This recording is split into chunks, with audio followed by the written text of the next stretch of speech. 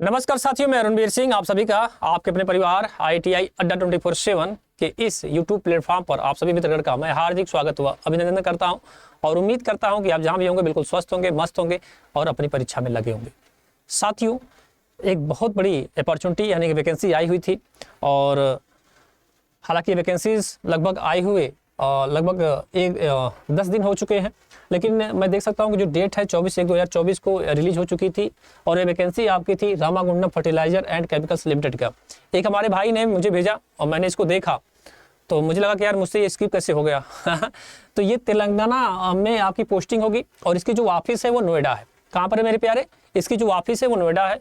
अच्छी अपॉर्चुनिटी है। All India से कोई भी हमारा भाई RFCL में फॉर्म को भर सकता है। Ramagundam fertilizer and chemicals limited की ये वैकेंसी है। अच्छी खासी वैकेंसी से मैं कहूँ अगर आपसे तो इसमें भैया अगर आपने 10th किया है, 10th के साथ साथ अगर आपने ITI किया है और ITI में अगर कहूँ आपसे तो लगभग अगर जो बच्चा फीटर से किया होगा वो भी भर सकता है, जो डीजल मैकेनिक है वो भी भर सकता है।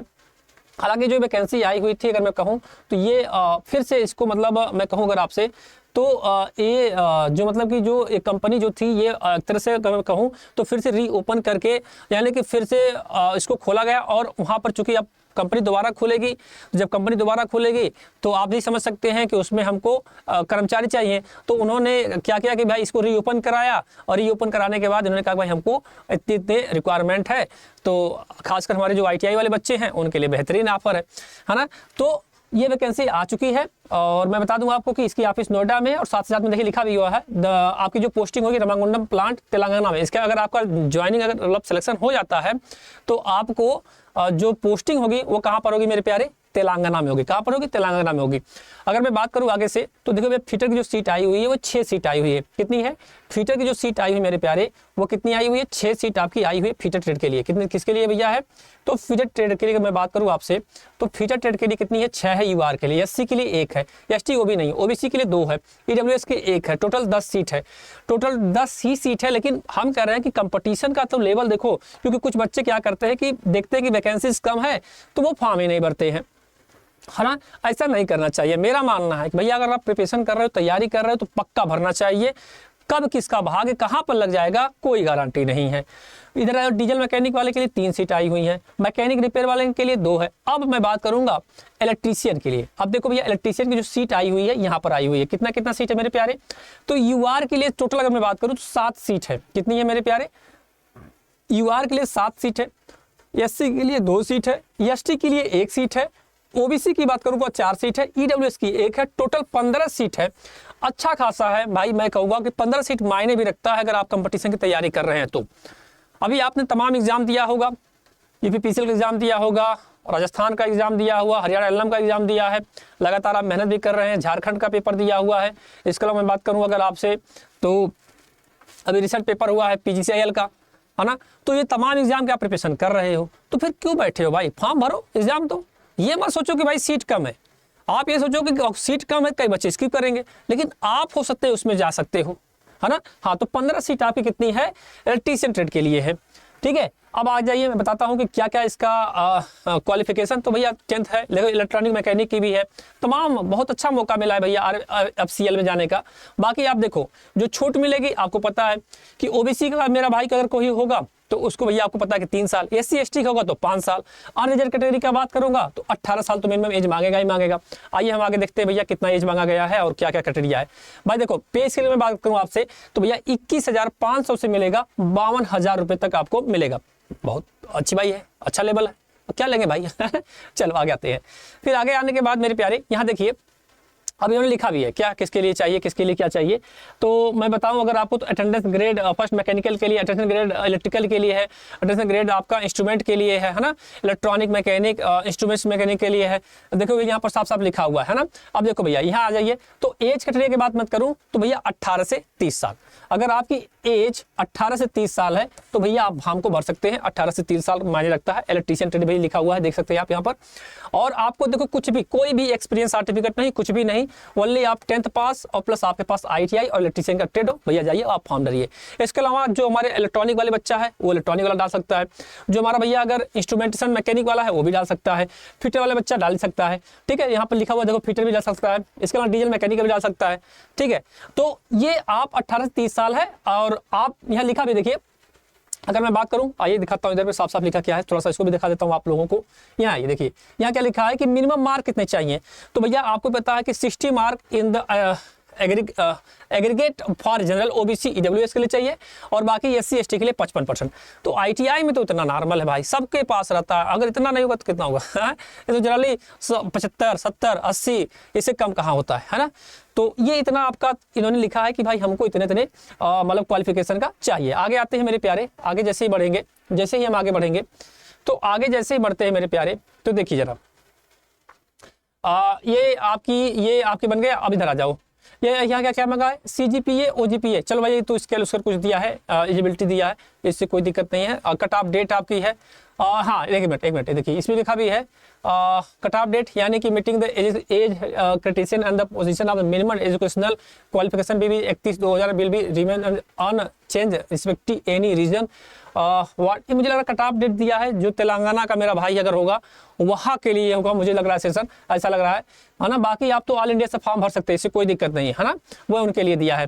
चलो भैया आगे आते हैं कि भाई हाँ यहाँ क्या लिखा है इन्होंने, सेक्शन 2 है फिलिंग आपका, अगर मैं कहूँ आपसे मेरे प्यारे, ठीक है डेट है, इन्होंने दिया कि OBC कितना सर्टिफिकेट मतलब क्या क्या एज क्राइटेरिया दिया लिखा है, कोई बात नहीं। आगे आ जाइए भैया, guidance for the with benchmark digital using. चलो भैया चलो आगे बढ़ते हैं फटाफट। एप्लीकेशन फीस, हाँ ये जरूरी है, कितना फीस लगेगा आपका, जो फीस आपका लगेगा मेरे प्यारे वो लगने वाला है 200 रुपये लगेगा आपका फीस, ठीक है भैया। आप फीस को दे सकते हैं OBC EWS और के रीजनल के लिए।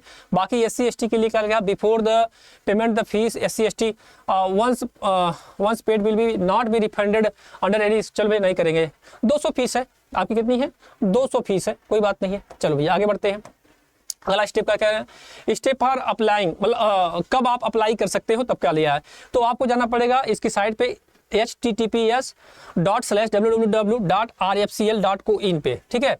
और मैं कहूँ अगर आपसे तो 22/2/2024 तक आप इस फॉर्म को भर सकते हैं। और ये हालांकि फॉर्म 24 तारीख से स्टार्ट हो चुका है और ये फॉर्म आपका जाएगा 22 फरवरी तक। अभी आपके पास बहुत टाइम है, अभी आज 7 फरवरी है, अभी भी 15 दिन का टाइमिंग है। अगर आप भरना चाहते हैं तो भाई फॉर्म को भर दीजिए, मैं तो आपसे ही कहूँगा, ठीक है।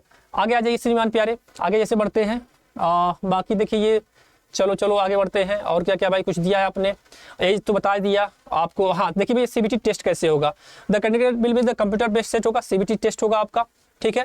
Candidate will be required appear the computer based online objective, वो तो सब में रहता है, इसमें कोई शक नहीं है।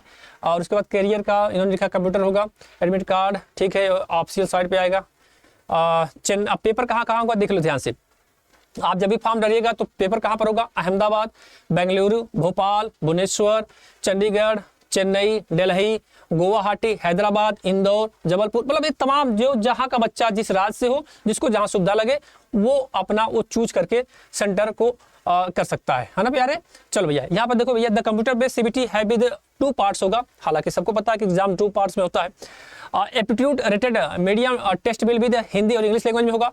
ड्यूरेशन जो होगा 2 घंटे का होगा, 120 मिनट का टोटल नंबर ऑफ क्वेश्चन 150 होगा, 1 mark each out of the beach 100 question would be from the mixed course curriculum. The qualified examination ITI as applicable for the each post discipline and 50 question from the general English, यानी कि 120 minute का timing होगा, जिसमें उन्होंने कहा 50 question हमारा क्या होगा, जनरल इंग्लिश से होगा। क्वांटिटी जो आपका मतलब इंग्लिश, मैथ, रीजनिंग और जीके है ना, जीके जनरल अवेयरनेस जो कह रहा है, जीए कह रहा है, जीके कह रहा है भैया सेम।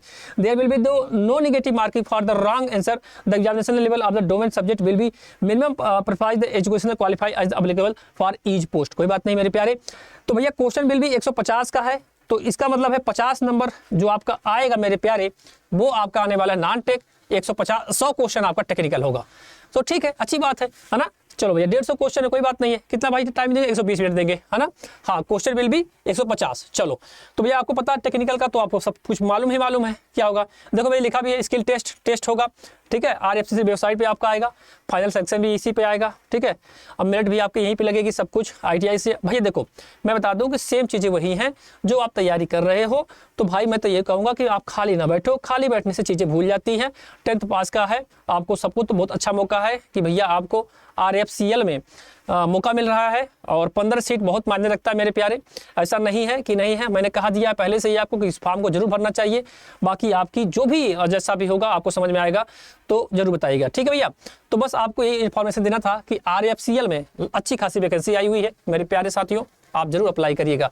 चैनल को अगर आप पहली बार विजिट कर रहे हैं तो चैनल को सब्सक्राइब कर लीजिए, और साथ ही साथ में जो भी हमारे भाई हैं जो भी जुड़ना चाहते हैं तो रोज डेली लाइव क्लासेस 9 बजे चलती है और शाम को 7 बजे भी क्लासेस चलती है, तो जुड़ना ना भूलिए, सुबह 9 बजे और शाम को 7 बजे। अगर आप में से भी कोई भाई हमारा प्रिपरेशन करना चाहता है, नई तैयारी करना चाहता है, नए जो उसके साथ पढ़ना चाहता है, तो भैया आपका जो अड्डा का एप्लीकेशन डाउनलोड कर लीजिए। और अड्डा का एप्लीकेशन डाउनलोड करने के साथ साथ मेरे प्यारे आपको जाना पड़ेगा साइट पे, और जैसे ही आप साइट पे पहुंचते हैं तो आपको गूगल के पास पहुंचिए, या फिर अगर आपने एप्लीकेशन डाउनलोड किया वहाँ पहुंचिए। जैसे मैं कहूँ अगर आपसे एप्लीकेशन पे जाना है तो भैया अड्डा 24/7 पे जाइए, वहाँ पे कोर्सेज लगे पड़े हुए हैं आपके, ठीक है भैया। वहाँ पे आपके क्या है, कोर्सेज आपके लगे पड़े हुए हैं। अगर आप चाहते हैं तो भैया जाइए गूगल के पास, ठीक है। गूगल में सर्च करिए अड्डा 24/7।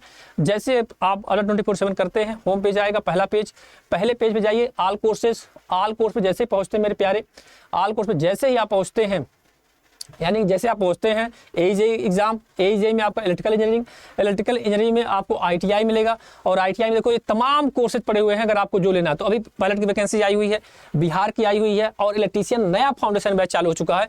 जो भी आपको लेना है, जो भी आपको पसंद आ रहा है, पहले आप यूट्यूब पे कंटेंट देखिएगा, पढ़िए, पढ़ाने का तरीका देखिएगा, जब समझ में आएगा तभी आप कहिएगा कि हाँ सर कुछ से जुड़ना चाहिए। तो भैया लोको पायलट की वैकेंसीज है, आई हुई है। बाई नाउ करने के लिए आपको कूपन कोड लगाना होगा, कूपन कोड में लगाना होगा मेरे प्यारे Y835। क्या लगाएंगे, Y835 आप लगा दीजिए और अप्लाई कर दीजिए, मात्र आपको 1011 रुपये में मिल जाएगा। तो आपको यही बताना था, एक छोटा सा इन्फॉर्मेशन देना था।